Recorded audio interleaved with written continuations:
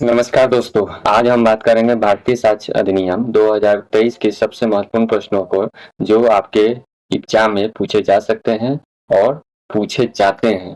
जो भी competitive exam होता है, एसएससी, रेलवे, लॉ, जुडिशरी, सभी कॉम्पिटिटिव एग्जाम में इस टाइप के क्वेश्चन पूछे जाते हैं जो मैं आज की वीडियो में बताने वाला हूँ। तो चलिए वीडियो को शुरू करते हैं। और मेरे चैनल पर आप नए हैं तो प्लीज चैनल को जरूर सब्सक्राइब कीजिएगा और वीडियो अच्छा लगता है तो प्लीज लाइक कीजिएगा और अपने दोस्तों में शेयर कीजिएगा। तो चलिए आज का वीडियो स्टार्ट करते हैं। भारतीय साक्ष्य अधिनियम बीए से 2023 में कुल कितनी धाराएं? तो भारतीय साक्ष्य अधिनियम में 170 धाराएं हैं। तथ्य की परिभाषा बीएसए की किस धारा में दी गई है? तो बीएसए की धारा 211 में दी गई है। प्राथमिक साक्ष्य प्राइमरी एविडेंस में अब किसे शामिल किया गया है? तो प्राइमरी एविडेंस में जो है मूल दस्तावेज, वीडियो रिकॉर्डिंग, ऑडियो रिकॉर्डिंग का मूल स्रोत एक साथ कई प्रतियों में बने दस्तावेज किए गए हैं। इलेक्ट्रॉनिक साक्ष्य की स्वीकार्यता एडमिसिबिलिटी के लिए अब कौन सी धारा महत्वपूर्ण है? तो इसका सही उत्तर है धारा 63 जो नया में हुआ है।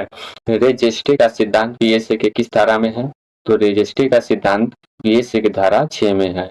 शिनाख्त parade, test identification parade, TIP, जो बहुत से कोर्ट में अगर कोर्ट में आप प्रैक्टिस कर रहे हैं तो इसकी बारे में आप जानते ही होंगे। टेस्ट आइडेंटिफिकेशन टेस्ट टीआईपी क्या होता है, किस धारा के तहत प्रासंगिक है? तो यह धारा बीएससी की धारा 9 में है। पुलिस के सामने दी गई स्वीकृति कॉन्फेशन साक्ष्य में मान्य नहीं है, यह किस धारा में है? तो यह धारा 25 में है। मृत्युकालिक कथन डाइंग डिक्लेरेशन की धारा के तहत प्रासंगिक है? तो धारा 32(1) के तहत प्रासंगिक है। विशेषज्ञों की राय एक्सपर्ट ओपिनियन बीएसए की किस धारा में दी गई है? तो यह बीएससी की धारा 45 में दी गई है। मूक साक्षी वह गवाह जो बोल नहीं सकता, उसका साक्ष्य अभी मौखिक साक्ष्य माना जाएगा, उसे मूक साक्षी में कहा जाएगा। द्वितीय साक्ष्य जो सेकेंडरी एविडेंस होता है, इसमें ओरिजिनल की डिजिटल कॉपियां भी अब शामिल हो गई जो धारा 58 में है।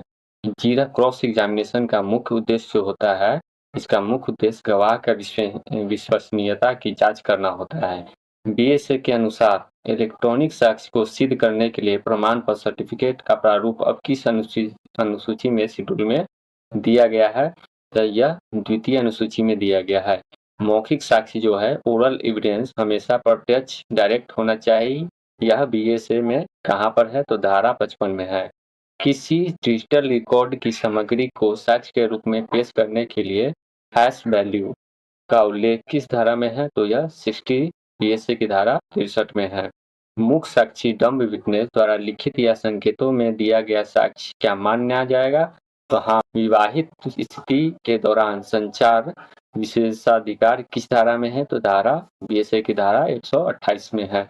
राज्य के मामलों में बारे में साक्ष्य evidence of the affairs of state किस धारा के तहत है संरक्षित है? तो यह पीएससी की धारा 129 के तहत संरक्षित है। गवाहों की परीक्षा का क्रम ऑर्डर ऑफ एग्जामिनेशन बीएससी के किस धारा में दिया गया है? तो यह धारा 141 के में दिया गया है। मुख्य परीक्षा एग्जामिनेशन इन चीफ के बाद क्या होता है? तो एग्जामिनेशन ऑफ इन चीफ के बाद होता है क्रॉस एग्जामिनेशन, जिसे हम जीरा कहते हैं। सबूत का भार बर्डन ऑफ प्रूफ सामान्यतः किस पर होता है? तो जो व्यक्ति किसी तथ्य के अस्तित्व का दावा करता है, जो व्यक्ति केस किए होते हैं उनके गवाह और उनके वकील जो होते हैं उनके ऊपर यह बर्डन जाता है कि वह केस को प्रूव करे, सबूत को प्रूव करे। नेक्स्ट क्वेश्चन की तरफ चलते हैं। दहेज मृत्यु डोरी डेथ के मामले में साक्ष्य की अवधारणा बीएसए में कहाँ पर है? तो यह बीएसए की धारा 118 में है। आत्महत्या के दुष्प्रेरण एबेटमेंट ऑफ सुसाइड की धारणा बीएससी की किस धारा में है? तो एबेटमेंट ऑफ सुसाइड का जो है बीएससी की धारा 117 में है। डिजिटल साक्ष्य क्या होता है जान लेते हैं। डिजिटल साक्ष्य जो होता है इस वैसा साक्ष्य होता है जो वीडियोग्राफी इलेक्ट्रॉनिक सूचक प्रश्न क्या होता है? केवल सूचक प्रश्न जो होता है केवल जीरा में पूछे जा सकते हैं, मुख्य परीक्षा में नहीं, बिना कोर्ट के अनुमति के नहीं पूछा जाता है। पुनः परीक्षा जो होता है री एग्जामिनेशन, इसका उद्देश्य जीरा में उठी विसंगतियों को स्पष्ट करने के लिए होता है। अब जान लेते हैं हॉस्टाइल गवाह के संबंध में न्यायालय की अनुमति से प्रश्न पूछने का प्रावधान बीएसए की किस धारा में है? होस्टाइल विटनेस से, तो यह बीएसए की धारा 160 में है। किसी गवाह की विश्वसनीयता पर प्रहार करने की तरीका बीएसए की किस धारा में दिया गया है? तो यह बीएसए की धारा 161 में है। क्या आपराधिक मामलों में पिछला अच्छा चरित्र प्रीवियस गुड कैरेक्टर प्रासंगिक होता है? तो हाँ, प्रीवियस जो गुड कैरेक्टर होता है, पिछला चरित्र जो होता है वह देखा जाता है। क्या किसी गवाह को ऐसा उत्तर देने के लिए मजबूर किया जा सकता है जो उसे अपराधी ठहरा दे? हाँ, पूछा जा सकता है, लेकिन उसका उत्तर उपयोग उसके विरुद्ध सिवाय झूठी गवाही के नहीं होगा।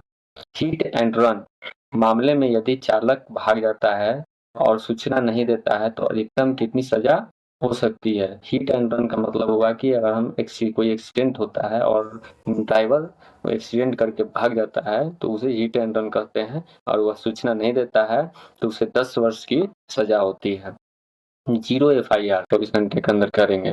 क्या मजिस्ट्रेट के किसी भी व्यक्ति को जो गवाह न हो अपनी उंगलियों के निशान या हस्ताक्षर देने का निर्देश दे सकते हैं? तो हाँ, लेकिन यह धारा 349 के तहत हो सकता है। मृत्युदंड डेथ सेंटेंस की पुष्टि के लिए उच्च न्यायालय के कम से कम कितने न्यायाधीशों का हस्ताक्षर होना चाहिए? मृत्युदंड जो होता है उसमें मुख्य न्यायाधीश, उच्च न्यायालय के मुख्य 2 न्यायाधीश का हस्ताक्षर होना अनिवार्य है। छोटे अपराधों समरी ट्रायल के लिए अब जुर्माने की सीमा कितनी बढ़ा दी गई है? तो अब समरी ट्रायल के लिए 20,000 रुपया बढ़ा दी गई है। महत्वपूर्ण समय सीमा टाइमलाइन चार्ट जो हम समझ लेते हैं, जो परीक्षा में समय सीमा पर बहुत से प्रश्न आते हैं उससे चिकित्सक परीक्षा रिपोर्ट जो आता है वो कितने दिन के अंदर आना चाहिए? तो यह 7 दिन के अंदर आना चाहिए। निर्णय की प्रति कॉपी ऑफ जजमेंट को और सुनाया जाता है, जजमेंट हो जाता है तो उसके जो कॉपी होता है, प्रति होता है, प्रतिलिपि, उसे कितने दिन के अंदर भीतर दिया जाता है? तो वह जजमेंट सुनाए जाने के 7 दिन के भीतर। आरोप तय करने का फ्रेमिंग ऑफ चार्ज कितने दिन के अंदर होना चाहिए? तो यह पहली सुनवाई से 60 दिनों के भीतर अंदर हो जाना चाहिए। पीड़ित को प्रगति रिपोर्ट, और जो पीड़िता है उसकी प्रगति रिपोर्ट कितने दिनों के अंदर? तो यह 90 दिनों के अंदर डिजिटल या भौतिक दोनों हो सकता है। दया याचिका कब दायर कर कितने दिनों के अंदर दायर कर सकते हैं, जिसे हम मर्सी पिटीशन भी कहते हैं? तो यह मृत्युदंड की पुष्टि के 30 दिनों के भीतर हम दायर कर सकते हैं। तो दोस्तों, यह वीडियो कैसा लगा प्लीज लाइक शेयर कीजिएगा और कमेंट में जरूर बताइएगा, और वीडियो अच्छा लगा तो प्लीज लाइक कीजिएगा, और मेरे चैनल को अभी तक सब्सक्राइब नहीं किया तो प्लीज सब्सक्राइब कीजिएगा, ताकि आप इस तरह के सभी प्रकार के प्रश्न कॉम्पिटिटिव एग्जाम का जो भी जीके जीएस होता है आपके समक्ष पहले पहुंचे, तो प्लीज मेरे चैनल को जरूर सब्सक्राइब कीजिएगा और अपने दोस्तों में शेयर कीजिएगा। चलिए मिलते हैं फिर नेक्स्ट क्वेश्चन के साथ, नेक्स्ट वीडियो के साथ। तब तक के लिए धन्यवाद।